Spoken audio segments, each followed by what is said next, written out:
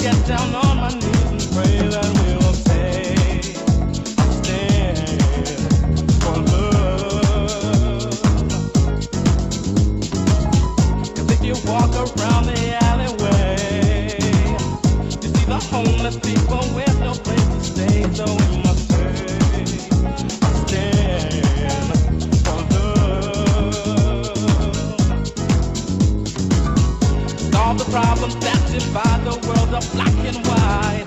To end the racism, you know we've got to fight, so we must stand for love.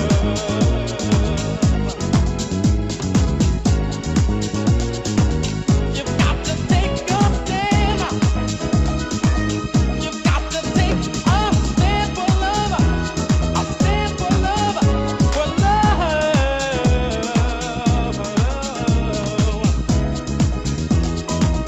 You've got to take a stand.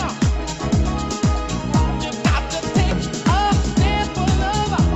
A stand for love. For love. The condition of the world today. Have you found yourself overcome with an irresistible urge to wash your potato? Have you looked out at the world and really trying to figure out what the hell is really going on out there? Well, you come to the right place. Once you join Tom and Ramon as we continue our perpetual search, well, I won't call it perpetual, but our search for the 100th monkey on the 100th Monkey Radio. Yay! So who is this we're listening to, Ramon? These guys are awesome. We're listening to Blaze featuring Garadu. It's called Take a Stand for Love, and it's the Shelter mix. It's one of those old songs from that. I forgot what year it came out, but in the 90s. And I was going out to New York house clubs all the time. So you know that, right? Yes. Yeah. Yes, I got to meet the guys from Blaze. So some of the things we want to get into before we introduce our guests would be the subscription. If you haven't become a member yet, please become a member. You can listen to Hour 2. This show is no commercial free, so yeah, help us out. Good stuff. Good stuff. Yeah, we really got quite a lineup coming up too. We're going to be getting. Let's see. We've got a Mary Magdalena coming up next. Isn't that correct, Ramon? I think so. Yeah. No. Hang on. No, that's Amari. I'm trying to remember her name. Oh, John Riley's up next. John Riley. Yeah, up next. John Riley. And then Amari Magdalena. And Yes. then George Cavassalis. I do believe we're going to schedule him in for the first week in November. Yeah, George Cavassalis will be back, and also we'll have a special guest that we'll call him a ZP for now, and Yeah. he won't be on BBS, but we'll have him up in archive. Yeah, let's that's see, definitely one. If you guys really like the Ralph Ring interview, you're going to want to listen to this guy. He's bringing up some pretty amazing stuff. So. Yeah, that should be probably Wednesday or Tuesday, so that when you don't have to wait a whole week for. Yeah. Also, the Dam and Her trip. If you're thinking about going, sign up. I should have set up for the payments and stuff for the trip. The airplane tickets you'll have to get yourself. Once we're there, we have to pay 550 euros, and that's for the classes. We'll spend 7 days there. Go over to our Dam and Her link and check out the temple. Why? If you can make it to go, you definitely should go. And that's going to be the 27th of May to the 4th of June, 2012. Yeah, that's going to be a good trip. Yes, we get to go to Italy. Yay! Yay! So, Ramon, who do we got tonight? We have Dr. Robert Forman is the author of just released, well, not yet released, soon to be released, Enlightenment Ain't What It Cracked Up to Be. A journey of discovery, snow, and jazz in the soul. He is uniquely qualified both personally and professionally to reimagine the spiritual life. A meditator of 40 years, not that long. he gained it. He gained a Ph.D. from Columbia University, specializing in religions experience around the world, and became a tenured professor of comparative religions at the City University of New York. After he retired from teaching, he helped found the Journal of Consciousness Studies and found still direct the Forge Institute of Spirituality and Social Change, which has developed the soul jazz family of programs to help people weave the depth of their spiritual discoveries into their everyday lives. Now, before we introduce, I gotta say, this book, which is not out yet, soon to be out. Well, I think it'll be out by the time you air. Is that correct? This isn't going out tomorrow. Well, No, this airs what the it airs out the 17th. 16th. 16. So the book is out. Okay, so the book is out. Newly Look at it released.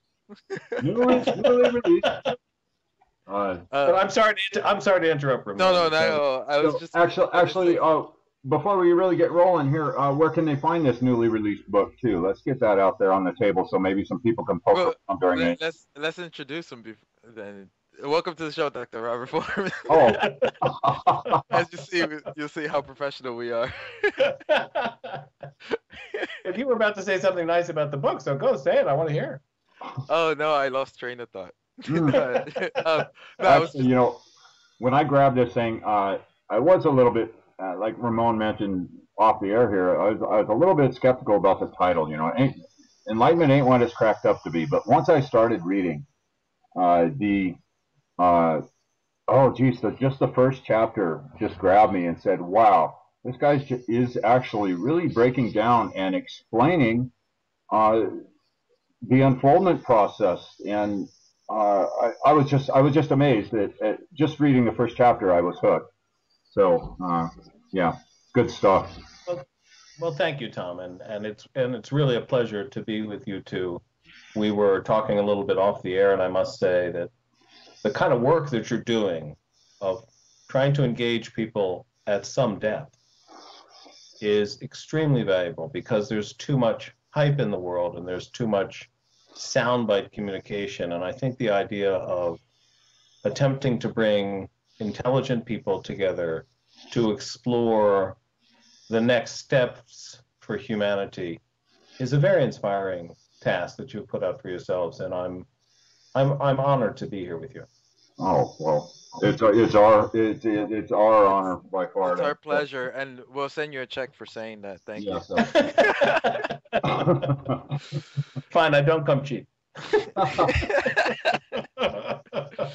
So, one of the things that I found amazing is how you can really find a piece of yourself in this book with the things you personally go through and the self-discoveries that you have. So let's start from the beginning. Well, the first question, I'd like to start this, Ramon, if you don't mind. Sure, go ahead. Yeah. What happened in your life? Was there something in your life that happened that made you decide that you wanted to start exploring consciousness, exploring meditation, and this enlightenment process?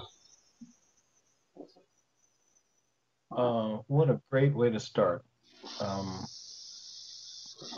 When I was in college, I became severely depressed. I was probably chronically depressed, suicidal. Maybe I had some sort of psychotic episodes, I don't know. And I was so messed up. And I tried anything I could think of to see what I could do to help heal this. I knew other people that were also equally depressed, and there was something about me that I'm grateful for. I don't know why it was, but I never quite gave up. I always was looking for what would help. And so I studied philosophy under the foolish thought that might help. I studied a little psychology. I went to a psychotherapist in college for a little less than a year. I tried yoga. I tried Zen. I tried whatever I could think of that might help with this deep struggle I was having. And then I tried, the next thing I tried was transcendental meditation. And the very first meditation for me took off like a shot. I mean, it was just stunning. And I was not hooked at that point, but I was certainly intrigued. And so I kept meditating, and I started going to these, we call them residence courses, but little retreats that we would take. And lo and behold, I started to have just the first inklings of what I would now call mystical experiences. And they were really, it was a sort of momentary sense of being part of a vast silence. And that silence was very appealing, very rich. And little by little, I became hooked. And ultimately, I spent, after about 2 years of meditating, I went off for a 9-month meditation retreat. That was 6 to 8 hours a day of meditation for 9 months. And in retrospect, I just feel extremely grateful I could do that. It was such a remarkable year. And that was really where the first experiences came, and it was where I discovered the possibility of all this. And it was also where I was surprised and disappointed with the experiences. So yeah, I would say it was really the depression and the psychological messed upness that was the beginning of my life of exploration of the inward side of life. So you said you really started experiencing something in those meditations. What was the experience? What really first grabbed you and brought that intrigueness? We're making new words now. I like that. Yes, the intrigueness game. Well, my very first mystical experience probably happened about 6 months after I'd started meditation, and I was walking through Central Square, which is in Cambridge, Massachusetts, and all of a sudden Central Square seemed like it was kind of sort of quiet, and I looked around, and buses were going down the street, and people were walking and horns were blaring, but there was something about Cambridge that seemed very quiet. And then I began to realize that it wasn't in Cambridge, it was in me, that there was this sort of sense of quiet, the sense of, I'd now use the word silence, but I didn't have the word at the time. And there was a sense of being part of this, it was almost cloud-like, like being part of this sense of something stretching out around me. And it was as if Central Square had this sort of cush of a cloud floating down and making everything very quiet. And I'd say the experience probably lasted for maybe a minute, 2 minutes. I had the feeling in the middle of all this, I had the feeling that so-and-so was going to walk up and I was going to see her walking over that hill over there. And lo and behold, within about 30 seconds, she walked up and there she was coming over the hill. So it was, you have an experience like that, you go, that's interesting. Whoa. And, yeah. So yeah, it was that kind of thing. If you don't mind, I would actually like to dive a little bit into the quote unquote dark parts of your life, because there might be some people right now who are going through the same thing or coming out of the same thing, or we have a friend or family member going through the same thing. What for somebody who is attempting suicide, what would be your advice now with the experience you have to kind of help them get out of that? Or is there anything you can actually say to a person? I from the book that there were times I was suicidal. I was probably 20 at the time. There was one time I was poised over a bridge ready to jump off, and I don't know what made me not jump, honestly. And I don't think I have easy advice for somebody that's feeling that same way. I know I don't have easy advice, but I can say that in retrospect, what you feel when you're depressed is that depression has always been there, and that it will never end. You can't remember not being depressed when you're depressed, and you can't imagine not being depressed in the future when you're depressed. And I think the only thing to say to somebody is remember that you haven't always felt this way, and remember that you may not feel this way. That would be the only thing I would know to say. I mean, obviously, these are very personal matters, and it's always a question of, what's behind this. I can say, and this is not what you're asking, but I'm going to say it anyway. I can say that at this point, I consider depression my best friend. And it's not to say I'm depressed. I'm definitely not depressed, but I consider that period of time when I was depressed enormously helpful to me. And the reason was that I had been a certain kind of person when I was a kid, very sunny and happy-go-lucky, and it was false. And I didn't know it was false until I came out of it. Then I began to realize, I'm not that person. And I think the depression came because I came out of a certain way to be, but I didn't know what the new way to be yet was. And so you're sort of left in this dark hole of not quite knowing who you are now and where you are. And coming through that hole is, I think, an enormous boon to humanity. I think that I'm a far better person because I went through that, and I'm a far more authentic person because I was able to go through that hole and come out the other side.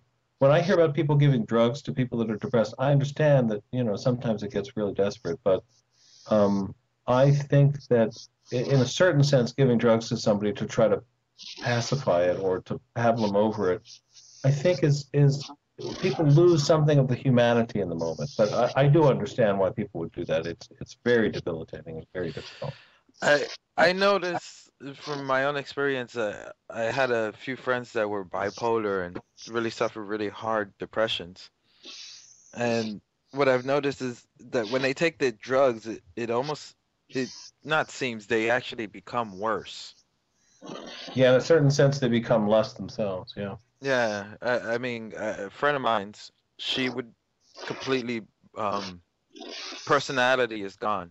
The sweet person that you knew was completely gone.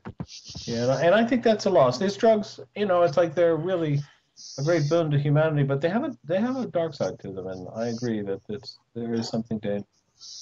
But let's not get stuck in depression here. I think you're also. No, I got stuck there. I just wanted to, because so many people suffer from that. So anyway, let's talk about one real quick comment.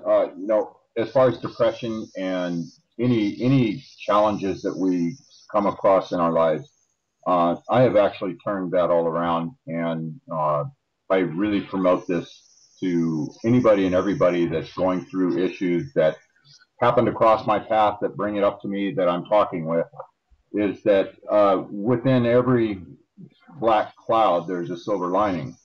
So there's always something to be gained out of every experience that we're going through. And if we're going through a state of depression or, hard crises in the family, personal crises of the soul, there's something to be gained out of it. Some knowledge that needs to be, or wisdom that can be gleaned from it. So, and I would say, and I completely agree, Tom. And for me, the wisdom to be gained was that I think it's more important to be authentically who you are as opposed to inauthentically chipper or inauthentically pretending. So I think for me, and I think and this is not just my thought, but I think for a lot of people, depression can be a sign of movement out of something inauthentic and a sign of moving into something more real. And that's certainly the way I hold it. When I counsel people, and I do sometimes as a spiritual counselor, I encourage people to not run from depression, but to sit with it, and to, as difficult as it is, to be with it, and to learn what we can with it, as opposed to against it. Well said. Well said. Very well said. Well, thank you. That'll be $10. God, you're gonna have to send us a bill. You Checks keep in the practicing. mail. I'm bad at math. Check is in the mail. So, I want to let's dive into the unzipping part that you experienced during your 9 months. The All right. the unzipping of the back of your neck in the beginning and the beginning of your silence. Yeah. What would you like to know about it? You want me to just tell the story? Where did first of all, everybody's going, what? What's he talking about? So you went to a was it an ashram or? In effect, it was an ashram. We were in hotels, but in effect, it was an ashram. Okay, well, you went to actually explore spirituality and learn from a master. Yes. And this unzipping process was something that you experienced there. Would you enlighten us on that? Let me talk, if you don't mind, about what I understand the nature of enlightenment to be, and then I'll come back to this. Oh, great. Okay. Okay. I think enlightenment, it's one of these terms that's really bandied about. A lot of people will say, you had an idea, a good idea, you were enlightened, etc. I think enlightenment means something very specific. And I can say this both as an individual that's been struggling with this his whole life, but also as a scholar of this material. And I think what happens is that there's a kind of a shift in the mind or in the way one is.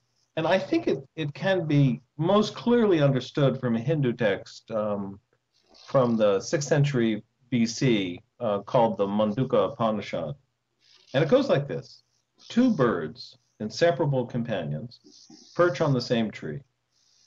One eats the fruit, the other looks on. The first bird, it says, is our individual self, feeding on the pleasures and pains of this world. The other bird is the universal self, silently witnessing all. And I think what happens in the process of gaining enlightenment, and I can say that I'm describing something that's not just a Hindu term, but I see it in Buddhism and Christianity and Judaism and Islam.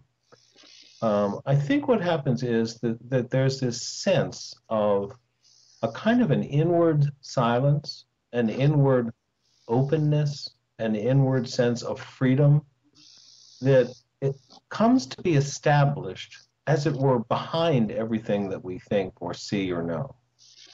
And that sense of silence, the Upanishads call the universal self. That's a pretty highfalutin term, and I'm not quite sure I know what it means, but I can say that the sense of silence has no particular language to it. It has no particular images to it. It's simply a sense of being present. And so what happens when someone gains enlightenment is that you discover this sense of open presence or open consciousness. And that becomes, as it were, the observer, or as the Upanishads puts it, the witness of everything that we do. So that the shift goes from I'm just doing my activity to I'm doing my activity now held in the vision of, or in the bosom of, consciousness. And that sense of being held is very different than it was.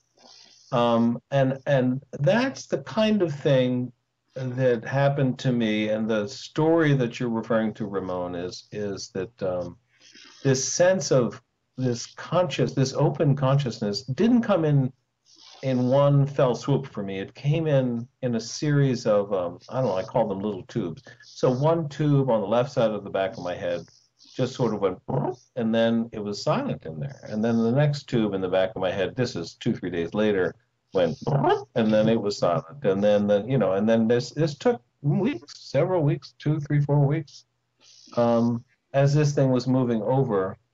And it was, the weird thing was nothing else was changing. It was like this very weird sense of silence in the back of my neck on the left side, and on the right side, just regular thoughts and whatnot. And then the last one shifted over and something really did change. And then I would say that that this description from the Upanishads is actually pretty accurate. That you have a sense of you do your activity, you do what you do, but behind it, or as it were, observing it, is this sense of open, free effort consciousness held effortlessly. So that, I mean, one of the things that surprised me, and this is why I wrote the book, frankly, one of the reasons that surprised me was that, that everything we'd heard as young meditators said that life was going to be grand after an experience like this.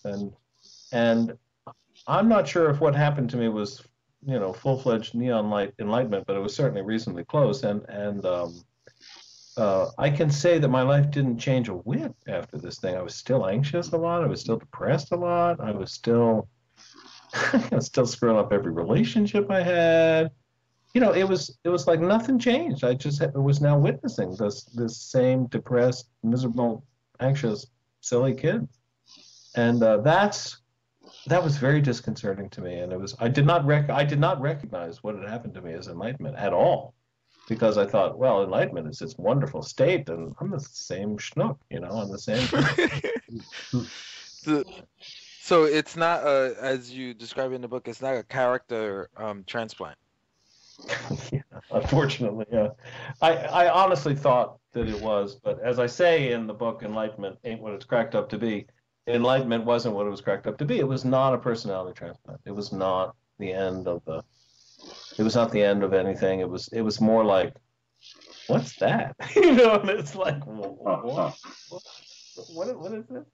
And that became the question that frankly dominated my life for the next 30, 40 years, trying to figure this out.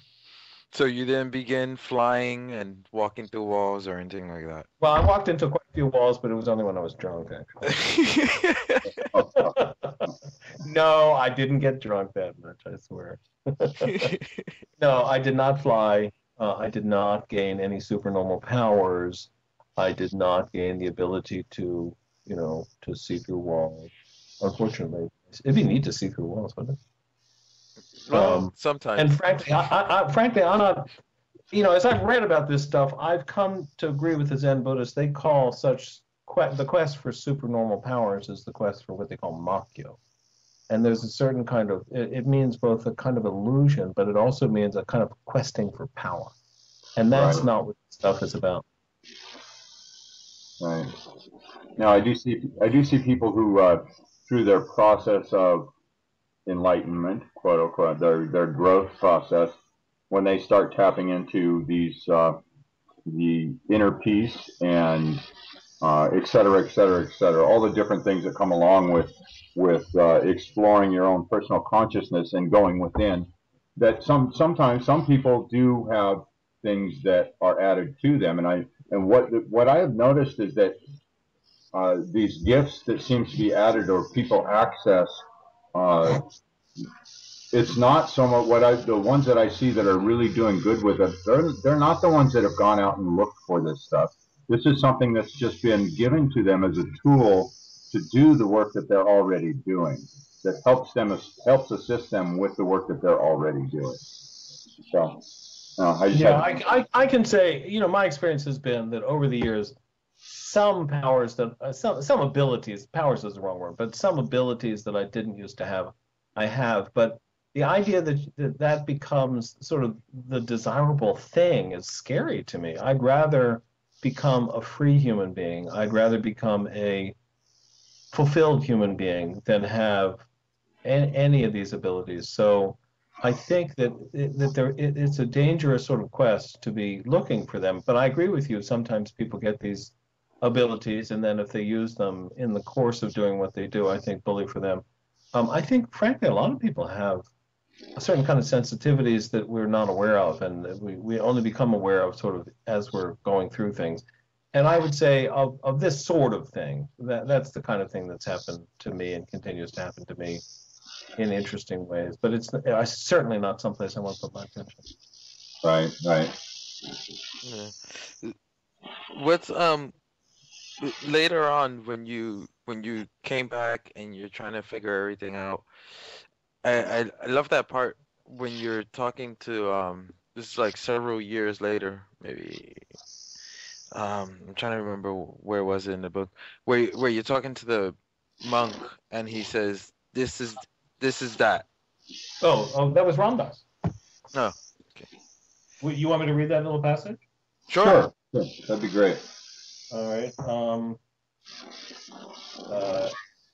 If you could stop the tape recorder there for a second, it's going to take me a second. Oh, here it is, 72. No problem. 72. We'll Hang on a put second. we'll put other music now.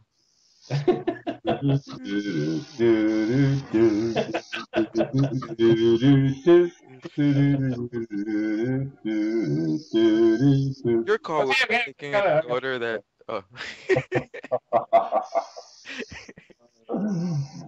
Oh, I described to Ramdas is a man that I got to know personally.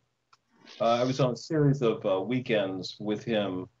We were in a group working on a project together at Fetzer Institute, and he and I would sit in the back of the room and crack jokes. I just loved the man, and I took him aside and I told him the story, roughly the story I've just told you. And I told him about the tubes and the unzipping, and I told him about other experiences. And finally he says, "Yes, this sounds like what we talk about. This is what." And looking deep into my eyes with his bottomless gaze and a kindly smile of recognition, he said, "Yeah, this is one simple sentence. Yeah, this is that." And all my self-doubts, all my wonderings and confusions and disillusionments simply vanished. "Yeah," he said, "this is that." I smiled and I thanked him. And then I locked myself in a nearby bathroom and I wept. I just cried. cried. Finally, I stopped asking the damn question. Was this it or not? I didn't have to wonder if I was imagining things. Finally, I could be sure I wasn't making all this up. Yeah. What a simple act of love that was. Nothing inside changed that day. The silence was still silent. The expanse still extended. And everything. Now, when I thought about my life or about the silence that had by then grown well beyond my skull, I could now in good conscience compare it to what I was reading or hearing. I could now plausibly use my own experience as a touchstone, and I could stop the endless. Yeah, so it was, I considered what he did for me that day just as such an enormous gift. And I talked to him about it afterwards, and he and I both understood that somehow in the middle of all this, you go through these experiences and you really at some point want the confirmation that you're not crazy, that you're not making this up, that this really is what they're talking about or what you've been talking about. And it was a huge gift, and it was an act of love, and I've had the good fortune of doing the same thing for several other people, and I must say it feels like love from the other end too. So, yeah. That's actually quite amazing. Um, One of the amazing things I find is when you go through experience, it's such a comfort when you can meet somebody else that can say, "Yeah, I went through that as well." But what what I find a lot that happens, at least into the part when I started becoming more active and going to certain places, that I had no one to talk to. I had Yeah. nobody to say, I went through this experience, and if I tried it, it was like, nah, it's just a dream, or whatever. You're just going crazy. Yeah. Well, somehow we want. I can take that one step further, Raymond.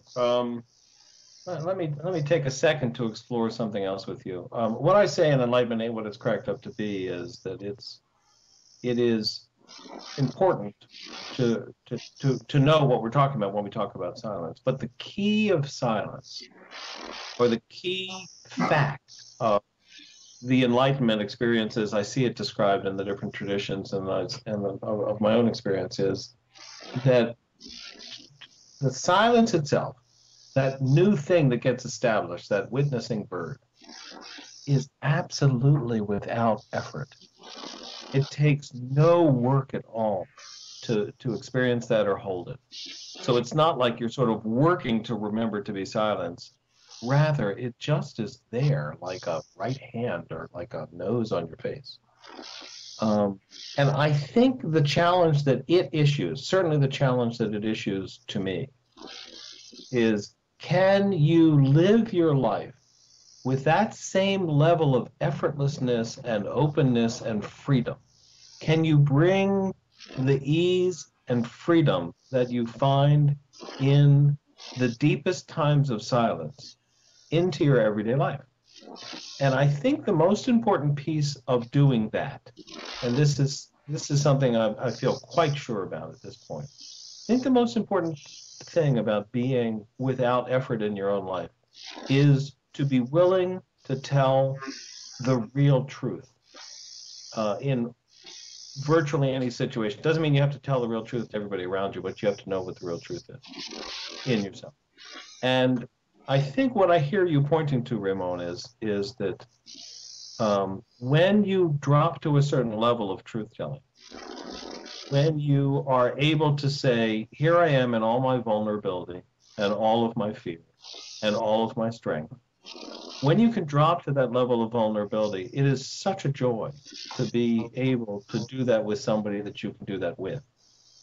And if you can't find people that can do that, you still are able to do it, but you feel much more alone. And I think the challenge of the spiritual seeker is to be able to live their life at the same level that they discover at the depths of their time on the meditation mat. And that's, I think, what you're pointing to. And that's something I really want to explore with you guys as we continue this conversation. All right. So people talk about having one foot in this world and one in the other. Yeah. And when you do get your foot in that other world, it definitely being able to continue to navigate through the third dimensional world, the things that we have to do every day, paying the bills, going to work, all those different things, folding those two things together, and being able to continue to exist here with some sense of sanity, I guess. Yeah. I'd like to read you a little passage from Enlightenment Ain't What It's Cracked Up to Be. May I do that? Sure. As you talk about living your life in both worlds, that's something that I've really been struggling with. And because, in effect, what you're looking for is how to live a life of integrity, even in the context of, deep meditative experiences and deep spiritual experiences. And I say on page 9 of Enlightenment Ain't What It's Cracked Up to Be, enlightenment turned out to be far more ambiguous than the single summum bonum, single supreme good for which I and so many others have been longing. So here I sit, even as I talk to you guys, in just that ambiguity, steeped permanently in some approximation of the openness to which enlightenment points, yet at the same time anxious about the loneliness and whether I'll have anything worthwhile to say. Whatever this strange both and life is, it is far more ambiguous than any all or none, or indeed anything I could ever have imagined before all this started. I am way too much beast to be a god man, and far too much god to be beast. Very well put. Yeah. Thank you. So. Yeah. One of the things that I've noticed is people who really get into the meditation thing, what I've seen that they tend to suffer from is, for example, they move out into the country or they move up into a cave, and then and then as soon as they can't do the city life anymore, it's I have a few friends in California that they just can't come back to New York City. It's just too the energy, they're too sensitive to the energy and they can't handle it anymore. I think what you're pointing to is a very deep problem for folks on the spiritual path, and It's that we have to move out of the city and go off to live in the country and whatnot, but it's also that we distance ourselves from each other. It's like I'm working on my spiritual life, and as a result, you don't interact with people in a very real and vulnerable making way. I found that I was doing this to my own wife, frankly, and this is one of the lessons of my life, that I was using my spiritual life as a way to keep her at bay, at a distance. And I used it like, I don't need to deal with her problems. I don't need to deal with her nagging. I'm just going to go off and sit in my Buddha belly. And it's an easy out. And I think it's a danger of the spiritual life, that we all can kind of remove ourselves from the everydayness of life and remove ourselves from the satisfactions of life by pulling our way into our Buddha places. So I think what you're pointing to is a real danger, man. I think it's really a problem for spiritual. Yeah. Yeah, there's an awful lot to be said about the third dimension. I mean, there's a lot here that we're here for a reason. I mean, we're here to learn, we're here to grow, and if you pull yourself out of that environment, if you go take yourself out of the classroom, then you're definitely not going to be learning anything. Right. And I also think that really what we're after, and here's part of the reason why I wrote Enlightenment ain't what it's cracked up to be. I think part of the mistake I was making was that I thought once you gain enlightenment, everything will be fine. And then the lesson of my life has been, yeah, getting enlightenment is good and all, and it's wonderful to have silence and all, but really what I'm after is not this inner silence. I'm after a fulfilling life. I want to have a complete whole life. I want to live everything in my life, and I want to have it be all rich and full and free and alive. That's, I think, what we should be after, whether people are after that. I think that's really what this is, what you're describing the classroom is about. It's the classroom is about, okay, are you blocked up here in your relationships? All right, there's your classroom, dealing with your wife. Are you blocked up over there in your work life? Okay, there's your classroom, right in your work cubicle or in the line in the machine shop. Are you messed up in the way that you deal with money? Okay, let's deal with money in a straight up, open, free, alive, healthy way. So I think that the classroom is designed to get us to be open and free and alive and connected in everything we do. And so I want to be able to play rock and roll, and I want to be able to meditate, and I want to be able to dance my brains out, and I want to be able to be completely honest with you, and I want to be able to be real in all of it. And that's, I think, the challenge for us. So that's the classroom leads to that, Tom. I think. Taking off the masks in all your different places. In all the places, right. And any of the places that you've still got the damn mask on, how can we get it off? Yeah. Which has to do, I think, with truth-telling. Which takes me up to another part. One of the things I see a lot, and I actually was experiencing, and then I kind of stopped doing that, was, for example, when someone offends you, someone bumps you on the train or something like that, and it makes you upset, that because you're on this path, you let it go. But what I see a lot of people do is really they're bottling it in a different way, and they smile and they say, be on your journey, or they say something nice to the person instead of getting upset. But then it comes to a time where they blow up. God, don't we all know this? And the most peaceful person that you knew just became That's right, Jack the Ripper. Exactly. Yeah, I think that points to something, and here I've got a little plug to make. I think what you're pointing to is that it is possible to be not just covering over things that are difficult, but you dig into them and you tease them out and you start telling the truth about what really bothers you. It doesn't mean you have to tell it to other people, by the way. It does mean you have to tell it to yourself. Being able to tell the truth about where you are, about your pains, about what hurts, about who you haven't been, about what you've been doing, that, I think, is a key act. And some colleagues of mine and I have developed a program. It's called Soul Jazz. And it's designed to help people move into their own depths in the everyday. And it's designed to help people find what is really true for them and move it forward. So that the Soul Jazz program offers folks. It's a series of workshops. One could take the first workshop, and it helps people experience being deeply nourished and what it is to be, and being deeply nourished by dropping into soulfulness. And it also helps develop the understanding and the skills to do this intentionally, so that we can do it out in the real world every day, all the time, if we want. And then it also offers an ongoing community of support and practice that helps folks keep this going. And I've seen it do wonders for folks, and it certainly has helped me a lot. And I'm almost done with the plug, and you can find it by means of a website called godeepertogether.org. That's godeepertogether.org. Okay, now I'm done with the plug. Thank you very much, and back to our regularly scheduled program. Well, let's dive into that, because I find that's very important. Yeah. What are, for lack of words, what are some of the social benefits of this? Because this is, as you describe in the book, it's such a lonely journey at times.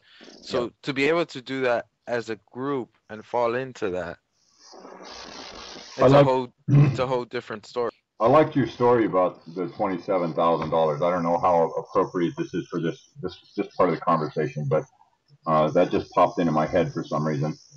Good. That brings up the whole question of ethics. Let me talk to Ramon first, to his question, then let's go over to the question of ethics, because I think both are important here. How are we doing on time, guys? Do we have 10, 15 minutes left? Oh, we're doing good. Yeah, 15 minutes on the first hour. Great. Okay. I think, Ramon, the lesson that I've learned, and the Soul Jazz program has been enormously helpful at this, but the lesson that I've learned is that if you can drop into what is really so for you, that is to say, if you can discover or even work to discover what is really true for you, if you can be on that path of kind of teasing out, often the teasing out process sounds like this. Often it sounds like, I don't know quite what I'm feeling here, but I know it's not blah, blah, blah. I'm feeling a little excited but I don't quite know what it is. So that at that moment may be what the real truth is. And when I'm engaged with other people, when I'm looking for what is the real truth, when I'm willing to be vulnerable and truth-telling with myself out loud, if I can do that with another person, it's like magic. It is not only reassuring that you're not alone in this, but there's a kind of mutual discovery that starts to take place that I find is just the best thing I know. Honest to goodness, it's the best thing I know, just to be able to do this with other human beings. And what it takes, and I think what I would like to invite your listeners to do, and all of us, what it takes is the willingness to not know together, the willingness to discover, the willingness to wonder out loud together, the willingness to be creative, the willingness to say what's new. And to say what's new is not, hey, what's new? But rather it's like, I've never had this thought before, but you know what I'm thinking here? Or you know what I feel here? And I think that is so richly human. It is such a gift to be able to share that with another human being. I honestly don't know a better teacher than peers who are willing to tell the truth together.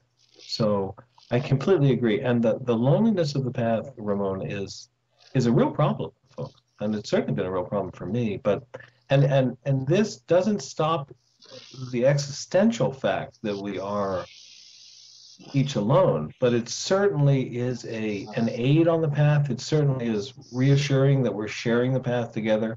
Having a hand to hold in the face of the tsunami that is life is just an enormous gift and one of the true privileges of being human.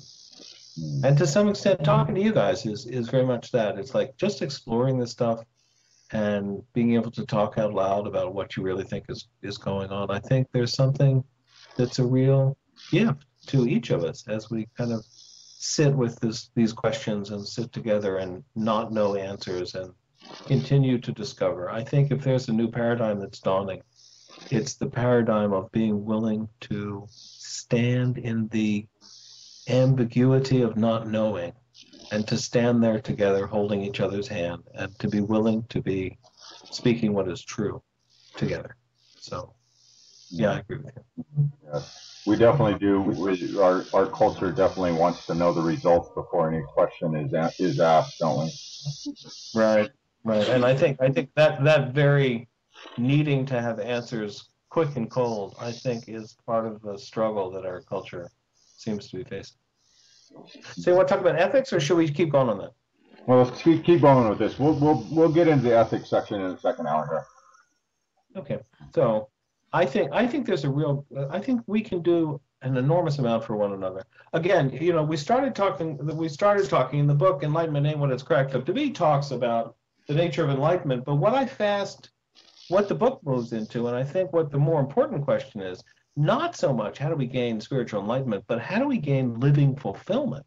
And this ability to speak truly life becomes so effortless when you're willing to speak what is true. And that's, I think, the gift that I've stumbled across in the course of my lifetime. And I think that's the gift that I want to be able to share with people, that it's speaking the truth and doing it out loud and being willing to not know answers when you don't know them. I think that's really what this is all about. And so the search for enlightenment, I think, was a kind of red herring for me. That what life is really, what the lesson is really about is, can you go to a place of truth telling with other human beings? Yeah. And can you do it in a way that's real and honest and authentic? I would like to address a little bit the anger part of that. So for so many people, including myself, instead of Are you going to yell at me now? yes, give me 5 minutes. No, the part where so many people would, like I was saying before, would bottle something up and then they tell their truth, but when it comes out in such a rush of anger. Good for you, yeah. Or for example, the other person reminds you of the experience that you had a long time ago that you've been bottling that up, so you blow up on that person, or even on the stranger on the street. Right. What is some of the things to work out on that part? Because you're telling the truth. Yeah. But the other person is not going to hear you. So now you get two people telling each other the truth and nobody's listening. To not stop. That is to say, if I'm gonna give an example of yelling at my wife, which unfortunately, she would say happens much too much. I think it doesn't happen enough, but in the past, we're doing quite well these days, but in the past, I would say I would yell at her, and she would make me so mad. Certain kinds of things she would do. She's very much more orderly than me, etc. And I would get really pissed off at her, and I'd yell, and she couldn't hear it, and I couldn't hear it. I think the one thing that we had, and the one thing I would say to your contacts that do like this is that yelling, that letting out the air, or letting out the heat, is almost inevitable. We all have to do it sometimes if we've got stuff bottled up. The trick is not to stop. That is to say, you yell, you say, you're being an asshole, you just do that, and then you say, you wait for a few minutes and you say, I think what's really making me mad is, or, what I think I'm really doing here? I think I'm really not upset with you, but with me. Or, what's really going on here? I think I've been hurt by so-and-so or by you, and I haven't been able to say it, and I need to recognize that, so that most people say, oh, if you get angry, that's a terrible thing. I think, no, anger is part of the story. But if you stop at anger, then you're just laying your gook on somebody else. That's not fun. But if you start with your anger and you let out your anger, and then you keep going to look what's under that, and look what's under that, and look what's under that, now you've got progress. Now you can really move something along. I think that's where things can go. So I'm of the sort that says don't resist your anger, but don't let your anger be the last story. Let your truth be the last story. We have anger for a reason. Yeah. We do have anger for a reason, and That's a very good description of why we have the anger. I mean, it's a tool for us to actually, at least in this, where we're at right now in our growth process, it's definitely it's one of those emotional tools that we're gifted with to bring us to a point where we get to that place where we're true, we're honest, we're especially true to ourselves. That's and I think what Ramon is pointing to is that it's possible to get caught up in the anger so that the other person can't hear you. And I think we all know what that's like. We've all done that. We've all been on both sides of that equation. But if you can use the anger as you're describing, Tom, if you can use the anger as a kind of leaping off point as opposed to an ending point, right. I think then the anger becomes a tool we have in our toolbox, and it's a tool that indicates something's not right here. And then you move it forward. You move it forward as best you can. And I think one of the dangers of the spiritual movement, those of your listeners that are in it, I think one of the dangers is that we all try to, we try to be so nice, and we try to be, hey man, life is this, life is cool. I think that serves us very poorly in not being able to be full-bodied, emotional, sexual, complicated, ambiguous creatures. I think that's what we should be after, that, not after a sort of placid joy. Oh yes, life is grand. That's not what I think we should be after. I think we should be after full-bodied humanity. Yeah, for applying that tool, one thing that I suggest to people is that they when something like that arises in their life, that they pull themselves out and try to look at it at what transpired from a third person's perspective, and look at it objectively, and that within that you'll be able to actually puzzle out the root cause of whatever the issue happens to be. Yeah. Well, I think if you look at it as the third person, you'll never get there. But if you look at it as the first person, and you say, "What am I angry about?" No, really, what's beneath that?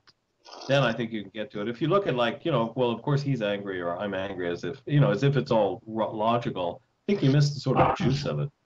Yeah.